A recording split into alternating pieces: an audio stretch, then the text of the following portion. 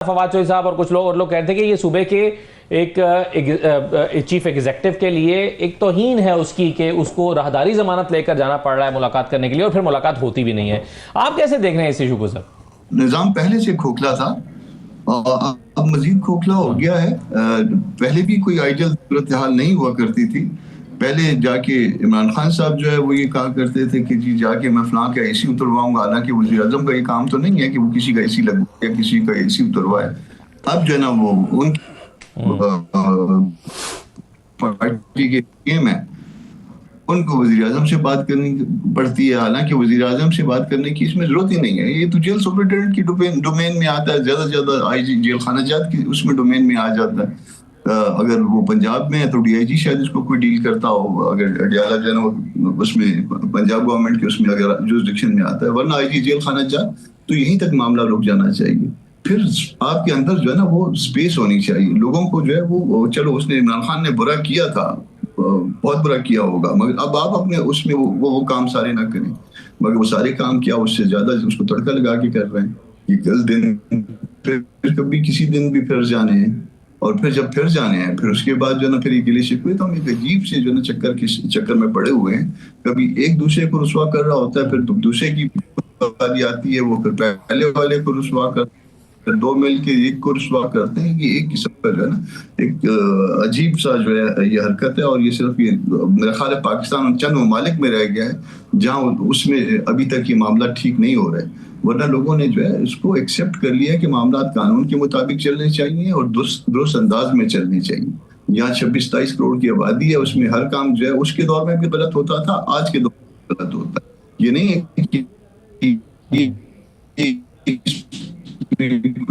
वो नहीं है कि उसने गलत किया था, इसमें किस्मती है, लोग नहीं ठीक हो रहे। सही है, बिल्कुल सही, बिल्कुल ठीक है। तो आप समझते हैं कि ज़ाब्ते और कानून के मुताबिक होना चाहिए। कामरान साहब, एक और चीज़ पर मैं आपसे राय लेकर फिर मैं बाकी लोगों के पास भी आता हूँ। ये जो अभी चीफ मिनिस्टर का इंतखाब हुआ है, इसमें आपकी राय तो बड़ी वाज़ेह थी कि स्क्रूटनी का या इस्तीफे को नामंजूर करने का इख्तियार गवर्नर के पास नहीं है, लेकिन इसके बावजूद इंतखाबी अमल को गैर कानूनी करार देकर आपकी जमात ने उसको चैलेंज किया और फिर अदालत से फैसला आ गया।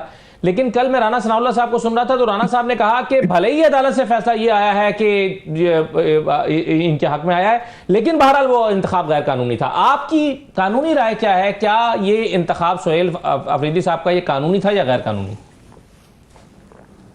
देखिए, एक वो कहते हैं ना, मुनीर साहब कहते थे कुछ शहर के लोग भी जालिम थे और कुछ मुझे मरने का शौक भी था, तो वो उसी उसमें चल रहा है। अगर फर्ज कर लीजिए कि आपने एक गलत काम कर ही लिया था कि मैं इसको वेरीफाई करना चाहता हूं, तो करने देते, कम से कम ये डिस्प्यूट ना पैदा होता। ये सूरत हाल को देख के उसके साथ जो है ना पॉलिटिक्स में इतनी जो है उसकी शक ऑब्जर्वर इतने मजबूत होने चाहिए कि उसमें जो है ना आप एडजस्टमेंट कर सके।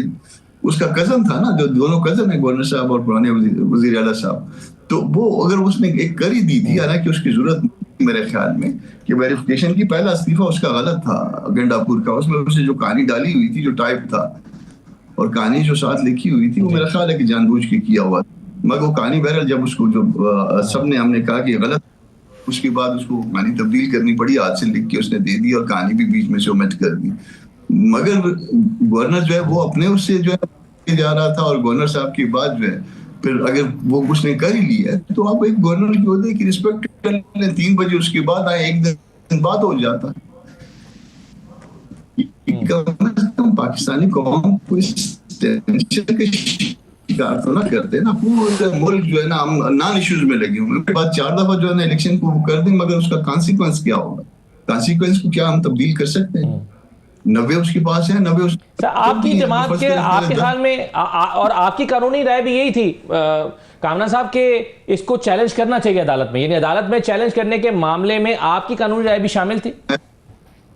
मुल्क में नहीं था। मैं आज सुबह पहुंचा हूं अर्ली इन द मॉर्निंग, और मुझसे लुत्फुर साहब करते रहे, मगर जिस वक्त राब्ता जो है वो हुआ है, मेरे पास वहां पे सिम तो थी नहीं, सिम लेनी पड़ती है, रवांडा में था। लेकिन अगर आप यहाँ मौजूद होते तो आपकी क्या राय होती सर कामरान साहब? आप यही कहते हैं कि हाँ इसको चैलेंज करना चाहिए?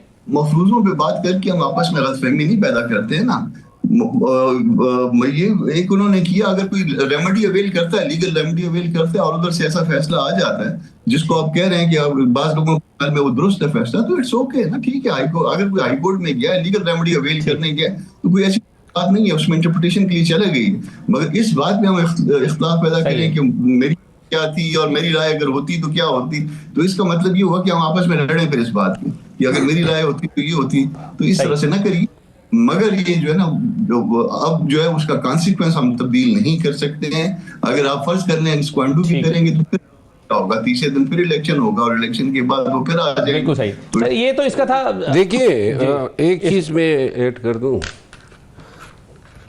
सेनेटर साहब हमारे सदर भी रहे हैं सुप्रीम कोर्ट बार के, जी, पुराने कानूनदान हैं और मैं ज़ाती राय में इनको जमहूरियत पसंद हमेशा से समझता आया हूँ।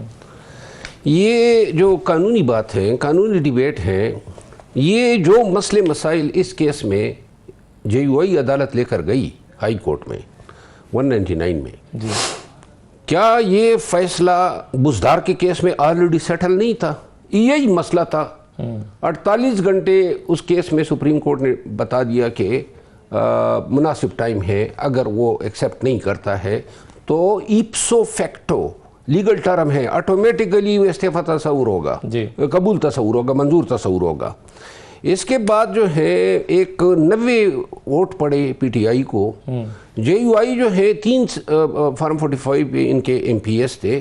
अब ये सारे रिजर्व मिला के 18 इनके पास आ गए हैं। आप चले गए हाई कोर्ट में। हाई कोर्ट में अगर मैं जाता हूँ और मैं ये कहूँ कि मौलाना साहब पीली चादर जो पहनते हैं वो ना पहना करें, एक मायूब बात है। क्यों?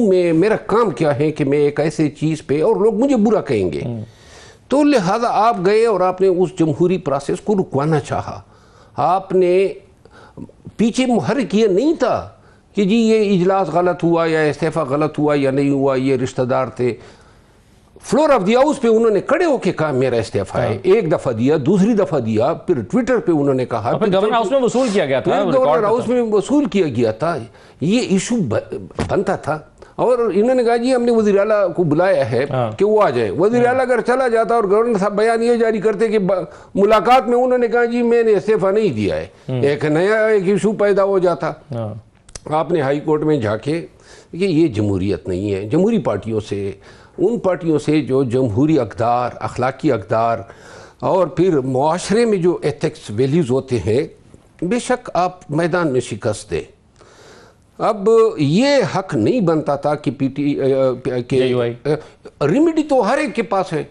मैं कल जाके इस्लामाबाद हाई कोर्ट में रिट दायर कर दूं कि ये जो मशरिक है, मशरिक से जो सूरज निकलता है ये मगरिब से निकला करे। सो आप कह रहे हैं कि ये नहीं है, एथिकली भी नहीं करना चाहिए था, कानूनी तौर पर भी ये रेमेडी वेल करने का कोई वजह नहीं थी। लेकिन अभी गवर्नरी का क्या मौजू छिड़ा था कामरान मुद्रा साहब? क्योंकि मैं भी हवाला दे रहा था, मालिक साहब ने ये खबर दी, उन्होंने कहा कि जी गवर्नरी के लिए ज़रदारी साहब से बातचीत भी हो गई उसके लिए, लेकिन शर्त रखी गई थी कि ये जो इलेक्शन है इसमें चीफ मिनिस्टर के लिए जो है वो आप एफर्ट करें और अपना किरदार अदा करें। इसीलिए JUI ने इस हद तक जाकर अदालत में भी गए। हालांकि पीपल्स पार्टी पीछे हट गई, ANP तो साथ खड़ी ही नहीं हुई, पीपल्स पार्टी पीछे हट गई और JUI फ्रंट फुट पर नजर आ रही थी। तो क्या इस तरह का कोई मामला था कामरान साहब, और पॉलिटिकली क्या गेन किया है JUI? इंफॉर्मेशन बेस्ड जो मैं बात कर रहा हूँ, ये तो मालिक साहब ने जो उनकी इंफॉर्मेशन बेस्ड पता नहीं थी या नहीं थी, मैं इंफॉर्मेशन बेस्ड है मेरी, ये कोई ऐसी कोई किसी लालच वालच का कोई मसला नहीं था कि किसी लालच में की है। ये ऐसे फिर जो ना पूरी जो ना साजिश की थ्योरी बना देते हैं, ये गलत बयानी हो रही है, दुरुस्त नहीं है।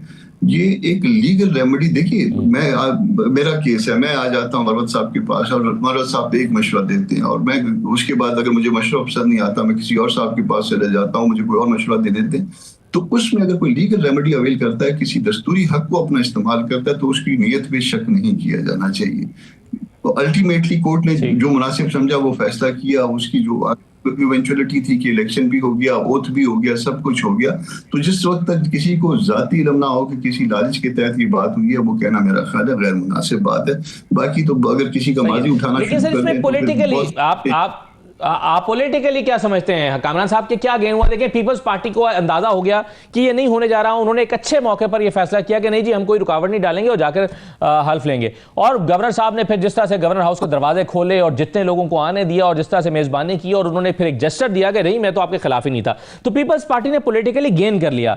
आपके ख्याल में इसमें JUI ने गेन किया है कुछ? उसमें भी राय मुख्तलिफ थी। उसमें राय देखिए, गवर्नर ने जो ये इसमें कहा था कि वेरिफिकेशन के लिए, तो गवर्नर ने अपने तौर पे तो नहीं, किसी न किसी ने उनको कहा, वाइज उसमें मेरा ख्याल है कि बात की, उसने कहा कि नहीं, जब एक दस्तूरी अमल है तो दस्तूरी अमल में वो कर लेना चाहिए। तो इसमें अच्छी बात है कि बिलावल ने एक अच्छा फैसला किया और उसको अप्रिशिएट करना चाहिए। दूसरी तरफ से यहाँ पे कहीं पे राय आ गई होगी कि नहीं, ये अदालत में जाना चाहिए, क्योंकि उसका एक बैकग्राउंड मौजूद था।